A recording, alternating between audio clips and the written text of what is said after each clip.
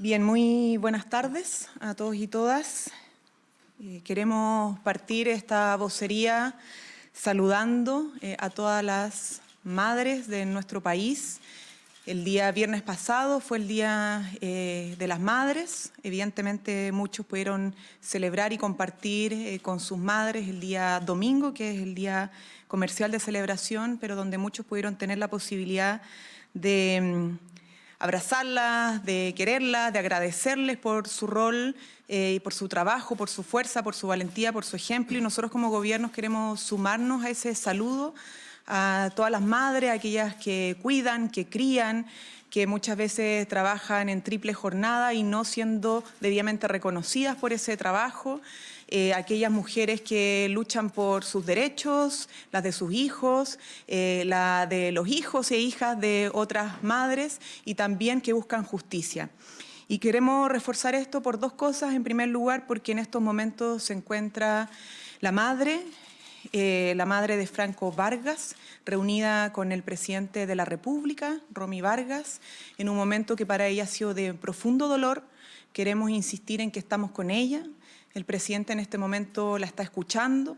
Evidentemente queremos a través de esta reunión y esta vocería reforzar un mensaje muy claro de que vamos a seguir acompañando a las familias de estos jóvenes conflictos, especialmente en este caso a Romy Vargas, quien ha perdido a su hijo como muchas otras madres en nuestro país y que buscan justicia. Y en ese camino vamos también a acompañarla, ¿no? Queremos que haya justicia, que se sepa toda la verdad, que este caso no quede en impunidad y para poder darle algo de tranquilidad a estas familias, por lo tanto, que la justicia avance y ojalá con celeridad. Pero también queremos, en segundo lugar, señalar la materialización de varios de los compromisos de gobierno con las tareas de cuidado. Y eso involucra, obviamente, avanzar para con muchas madres de nuestro país. En eso pusimos el énfasis cuando tramitamos y aprobamos la ley de 40 horas, que ya empezó a implementarse. También cuando despachamos la ley para poder compatibilizar las labores de cuidado, el trabajo de cuidado y de crianza con el trabajo remunerado. También hemos puesto ese esfuerzo cuando despachamos la ley conocida como Papitos Corazón, que ha permitido a muchas mujeres recibir el pago de la pensión de alimentos de sus hijos que antes no recibían, para avanzar un poco más en justicia, ¿no? Para las mujeres y para los derechos de los niños y niñas de nuestro país. Pero también respecto al proyecto de Sala Cuna para Chile. Queremos reforzar un tema central en esto, porque ha habido distintas manifestaciones públicas respecto a supuestos que el proyecto no tiene. En primer lugar, el proyecto busca hacer que exista una sala cuna garantizada para padres y madres trabajadoras, incluidas las que son por honorario, ¿no? Sin límite o sin exclusiones en aquella empresa donde hay menos de 20 trabajadores, pero también para para sala cuna privada. Aquí no hay exclusión del sector privado. Lo que se exige, como corresponde en cualquier país que se preocupa de sus niños y niñas, es que los establecimientos educacionales no sean solamente guardería y por lo tanto cuenten con reconocimiento oficial. Y esto es clave porque no solamente busca hacerse cargo de estándares en materia básicos de infraestructura de los establecimientos, sino que también pedagógicos. Es decir, que los niños y niñas no solamente estén cuidados, sino que el proceso de atención de ellos tenga evidentemente una comprensión de el nivel en que están para su formación educativa y se posibilite el desarrollo pedagógico también de aquellos menores. Por lo tanto, es un proyecto que busca resguardar las condiciones laborales de los trabajadores y trabajadoras compatibilizándolos con sus tareas de cuidados, busca que también hombres tengan el derecho a acceder a la sala cuna, busca evitar discriminaciones y busca también poner el acento en el cuidado y educación de los niños y niñas. Por otro lado, queremos reforzar algo que ha sido una importante noticia el día viernes, que fue el acuerdo entre el gobierno y ambas mesas de las cámaras del Congreso Nacional para avanzar de la manera más rápida posible en la agenda legislativa de carácter económico. Hemos hablado del Fast Track económico, estos son 21 proyectos, 19 que ya hemos ingresado, otros 2 que están por ingresar, que es un acuerdo para su ingreso y que buscan justamente dar las garantías legales para que el desarrollo económico que queremos apuntalar aún más en nuestro país no solamente pueda garantizarse, sino que en condiciones de mayor justicia y modernización. Por último, hemos conocido todo esta impactante y muy grave noticia de la colusión del oxígeno en nuestro país. Esto es algo que tiene muy preocupado y ocupado al gobierno. No solamente hemos enviado los antecedentes a través del Ministerio de Salud a la Comisión, al Consejo de Defensa Nacional para que se haga parte de esta investigación y evalúe querellas, porque lo que aquí está en juego no solamente es una alteración de las reglas del juego del mercado, sino que por sobre todas las cosas el derecho a la salud de las personas. Justamente en contextos donde en nuestro país lo pasó más mal desde el punto de vista de la salud, que fue en la pandemia. El oxígeno es clave para preservar la vida de los pacientes que fueron contagiados por COVID, particularmente los más vulnerables, y que haya habido una colusión del sector para perjudicar la adquisición o que haya tenido como consecuencia perjudicar la adquisición en los contratos del sector público de salud de oxígeno y por lo tanto un perjuicio a los usuarios de la salud es sumamente grave. Y en eso no vamos a dudar de hacer todos los esfuerzos por combatir los abusos en nuestro país. Ya hemos tenido suficiente con lo que fue al menos 10 años de judicialización de los casos de abuso de la ISAPRES. Tuvimos más de un año discutiendo una ley corta de ISAPRES para tener que resolver esta situación dada el fallo de la Corte Suprema. Una situación que fue abusiva para miles, si no millones de compatriotas que están en el sector de la ISAPRES. No podemos tolerar más abuso que impacten la salud de las personas. Y por eso vamos a recurrir a todas las herramientas que sean necesarias para poder enfrentar esta situación. Y recordemos que la ley de delitos económicos quedó establecido en esa ley el presentar otro proyecto de ley para que la sanción frente a los delitos de colusión no sea solamente a las personas naturales, sino que también a las personas jurídicas. Y algo que hemos estado trabajando y sobre lo cual se va a poner más celeridad, dado el contexto de esta grave situación. Está trabajando para ello el Ministerio de Economía y el Ministerio de Justicia. Por último, solamente señalar que esta semana tenemos una agenda intensa. El ministro de Hacienda va a presentar el balance fiscal en el Senado, si no me equivoco, el día miércoles, porque ahí van a detallarse las proyecciones económicas. Esperamos, obviamente, buenas noticias. Tenemos un despliegue de nuestros ministros y ministras sectoriales, pero incluso el Comité Político en región esta semana, no solamente para dar sus cuentas públicas, sino que también a propósito de la agenda de seguridad, la agenda económica y importante avance en materia de entrega de proyectos de vivienda. Y por último, decir que efectivamente tenemos suspendida la visita del presidente Lula da Silva. Ustedes saben, nuestro hermanos y hermanas de Brasil están atravesando una situación muy compleja. Nosotros hemos tenido situaciones también complejas en relación a las inundaciones y en este caso no solamente queremos solidarizar con el pueblo brasilero, también con su gobierno y ponernos a disposición, obviamente, de lo que se requiera para enfrentar este difícil momento. Ya van más de 100 muertos, esperamos que no sigan encontrando más cuerpos, que la afectación sea la menor posible y en el proceso de recuperación, obviamente, vamos a estar ahí acompañándolo. Por el momento estamos buscando todas las herramientas para las ayudas. Lo que ya podemos asegurar es que un avión Twin Otter ya de la 3ª Brigada Aérea de Puerto Montt despegó hoy a las 10 de la mañana para prestar ayuda en Río Grande do Sul. Y eso es algo que se ha concretado durante la jornada. Van 2 tripulaciones, más un periodista.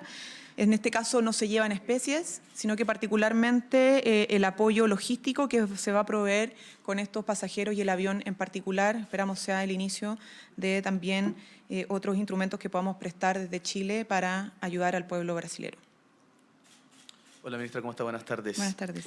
Tras las explicaciones que entregó el viernes el comandante en jefe del Ejército por el caso de Putre al presidente Boric, ¿el gobierno cree o no que hubo violación a los derechos humanos en este caso en particular? Y también esta mañana se conoció el fallecimiento de un aspirante a gendarme en medio de un trote. ¿Qué antecedentes tiene el gobierno respecto a eso? ¿Y qué es lo que está pasando finalmente con los protocolos de entrenamiento, ministra?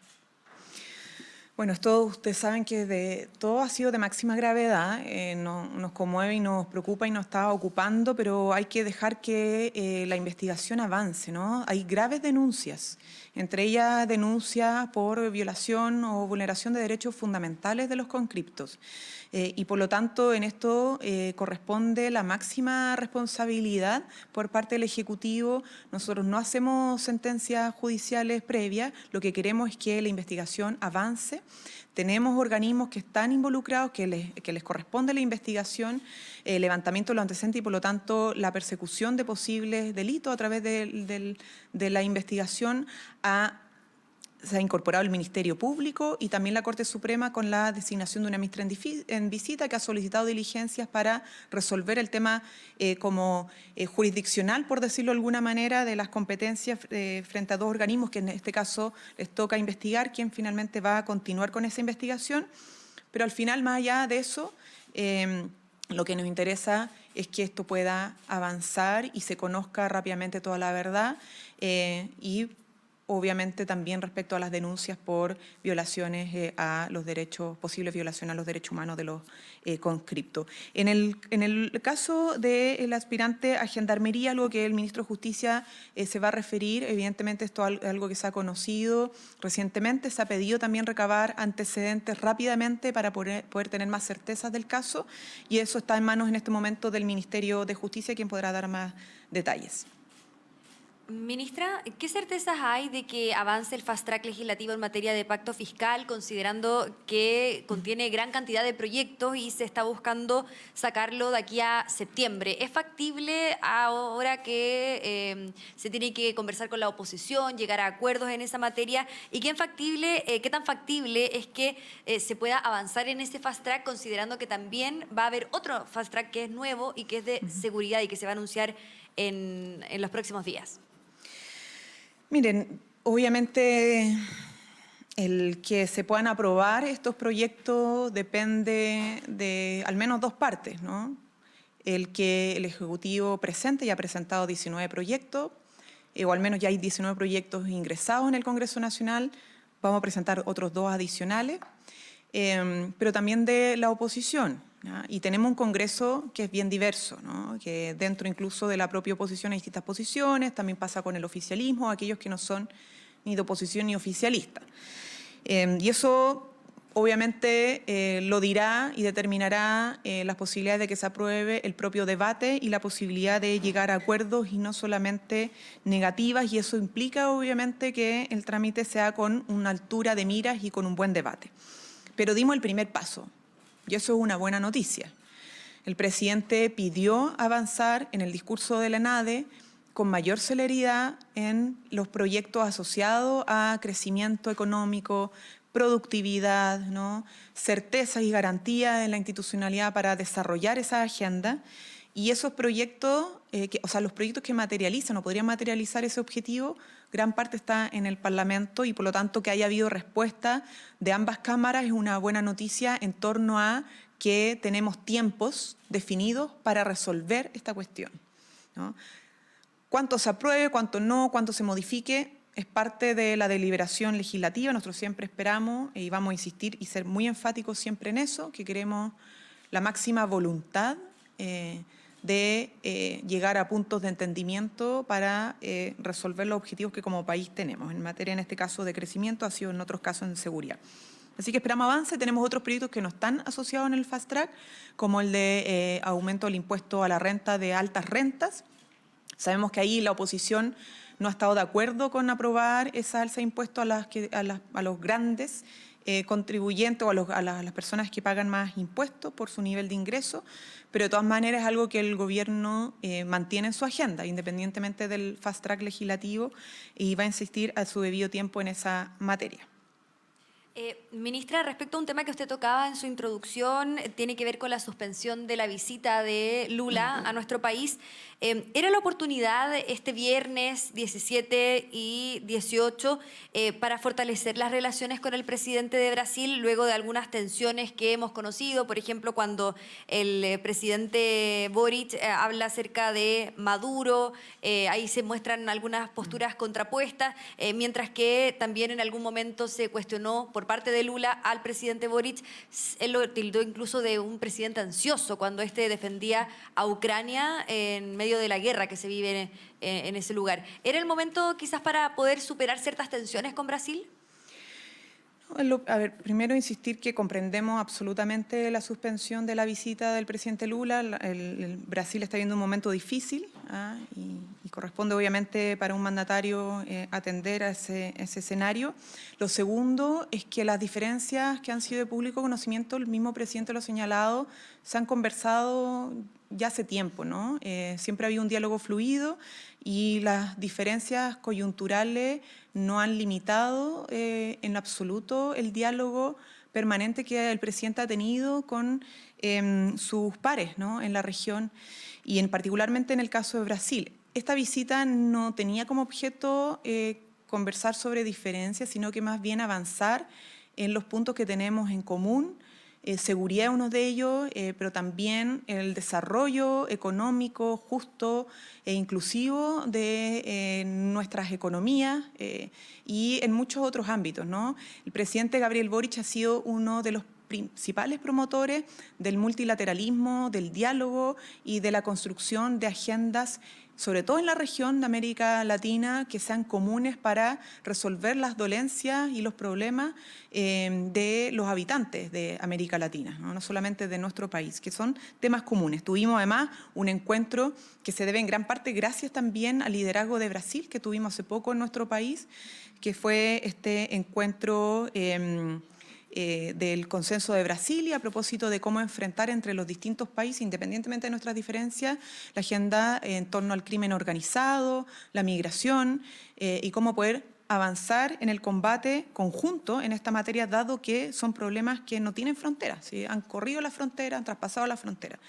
Por lo tanto, estas visitas no son solamente muy importantes para nuestro país, sino que, sobre todas las cosas, ponen en el centro la necesidad de avances conjuntos entre gobiernos para enfrentar las urgencias de nuestro pueblo.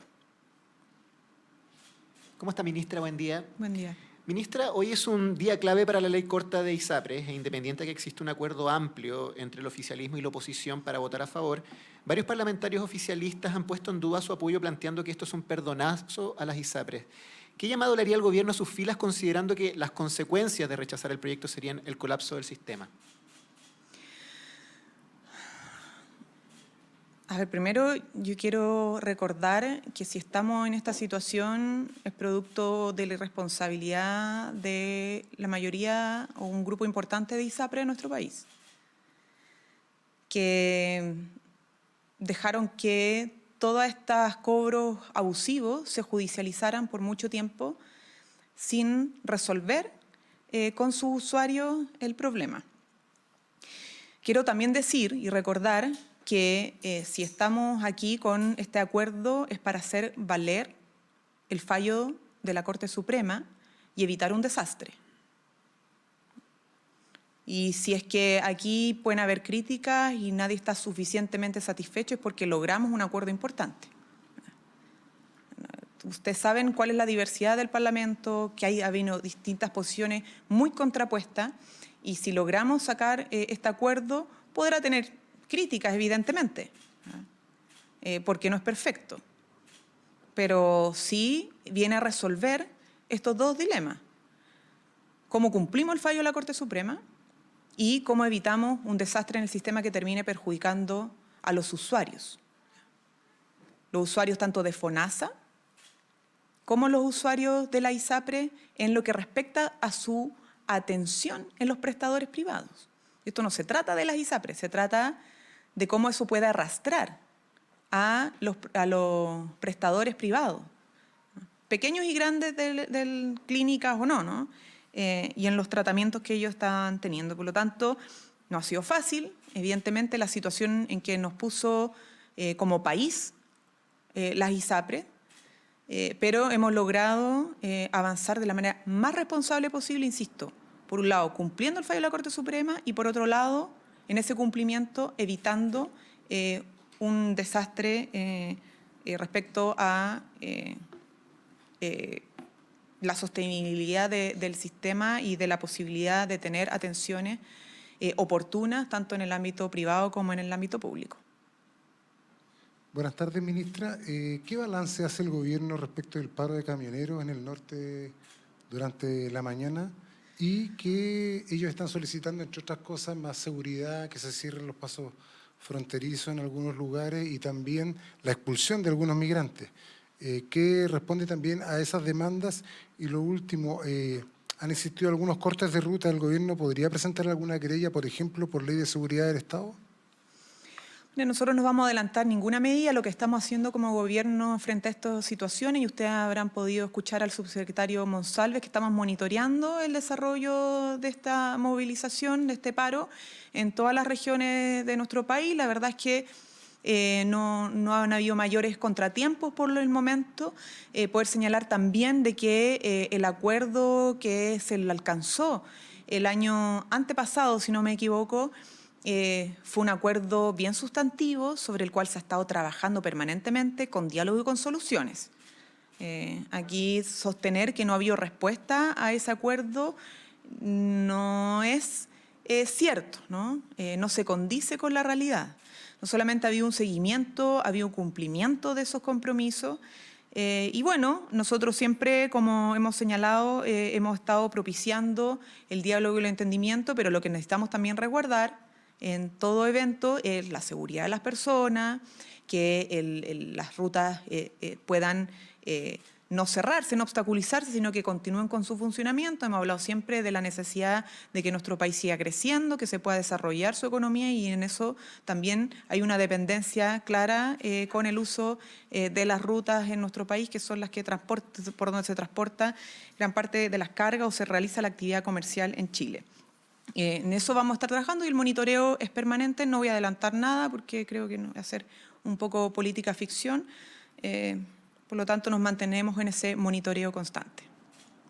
Ministra, buenas tardes. Quería Buenas preguntarle tardes. si es que considera que fue adecuado el tildar de obstruccionista a la oposición, viendo que a esta altura esto ha abierto críticas de ese sector, y si es adecuado el emplear este tono cuando precisamente se han aunado las voluntades con las mesas del Senado y de la Cámara para avanzar en 2 fast track legislativos. Mire, creo que son cosas distintas. Nosotros valoramos el acuerdo, por cierto, con las mesas de las cámaras, un acuerdo institucional para justamente poner tiempo a la discusión y votación de proyectos de ley. Y por otro lado, en una democracia siempre van a haber parlamentarios que puedan hacer críticas a los dichos de un gobierno, a la acción de un gobierno. Es parte de. Pero nosotros somos muy enfáticos y seguiremos siendo enfáticos en la necesidad de contar con la máxima voluntad para llegar a puntos de encuentro que le den solución a nuestro país. Llevamos mucho tiempo sin poder avanzar en una reforma de pensiones. Y eso ha hablado de la falta de voluntad de encontrar esos puntos de acuerdo. Hoy día tenemos una situación que esperamos sea distinta. Y por lo tanto esperamos que prime un espíritu mucho más constructivo, ¿no? Los pensionados lo necesitan. Ya tenemos un acuerdo que implica una metodología de discusión. Eso es un avance. Pero lo que necesitamos hoy día es llegar un poco más allá. No solo una metodología de discusión, sino que en propuestas que nos permitan aumentar las pensiones de nuestros jubilados y jubiladas. Y eso requerimos que se presenten propuestas sustantivas para poder estudiar y no que solamente nos digan posterguemos el debate para otro gobierno en materia, por ejemplo, del 3% que no iría a capitalización individual. Eso es lo que necesitamos. O sea, nuestro énfasis está y siempre va a estar en hacer un llamado a la máxima voluntad posible de construir soluciones, en este caso específicamente para que nuestros jubilados y jubiladas puedan ver aumentadas sus pensiones, a fin de mí tengan la certidumbre, que el país y el sistema político le entregue la certidumbre que requieren para su futuro inmediato, que a través de sus pensiones. Ministra, en otras materias, preguntarle si es que, ya que el gobierno exhortó al oficialismo a ir en unidad a disputar las elecciones municipales y que celebró ese acuerdo cuando se zanjó con la democracia cristiana, quería preguntarle su opinión respecto a los dichos del presidente del Partido Comunista, Lautaro Carmona, quien ha tildado de débil la candidatura que se ha levantado desde el pacto en la comuna de Copiapó. Preguntarle si es que el gobierno con eso hace un llamado al orden justamente en esta tensión que se ha visto entre el Partido Comunista y el Partido Socialista. Miren, ustedes saben cuál es la posición del Ejecutivo respecto a la necesidad de proyectar una alianza que le dé no solamente respuesta en el futuro inmediato a los compatriotas, sino que en los años que vienen. Sin embargo, respecto a las declaraciones de un presidente del partido frente a un candidato o candidata de ahora o de mañana, no nos corresponde hacer opinología de eso, ¿no? Son temas de los partidos, tendrán que resolverlo los partidos, sabemos que tienen sus instancias de conversación, sus instancias de diálogo, sus instancias de acuerdo y respetamos obviamente ese espacio de opinión y de deliberación. ¿Cómo está, ministra? Buenas tardes. Buenas tardes. En pocos minutos más se va a conocer el veredicto en el juicio al excomandante en jefe Fuente Alba. Ustedes como gobierno, ¿cómo ven esta señal que se esté llegando a estas instancias de una investigación por malversación o eventual malversación de fondos públicos? Sí, bueno, el caso Fuente Alba, recordarán que este es uno de los casos que se ha visto por justicia civil y es muy positivo que haya avanzado, ¿no? Eso da cuenta que ha tenido un rol importante en nuestro sistema judicial, el sistema de justicia civil, y que veremos prontamente los resultados justamente para que todo el país tenga claro el nivel de gravedad de este caso, las sanciones asociadas, las penas asociadas y evidentemente no haya impunidad frente a este tipo de hechos. Y eso para nosotros, insisto, es sano que la justicia avance en un caso que además, en materia, aunque involucraba a un miembro del ejército, tenga un avance en materia de justicia civil. Bien. Muchas gracias. Gobierno de Chile. Chile avanza contigo.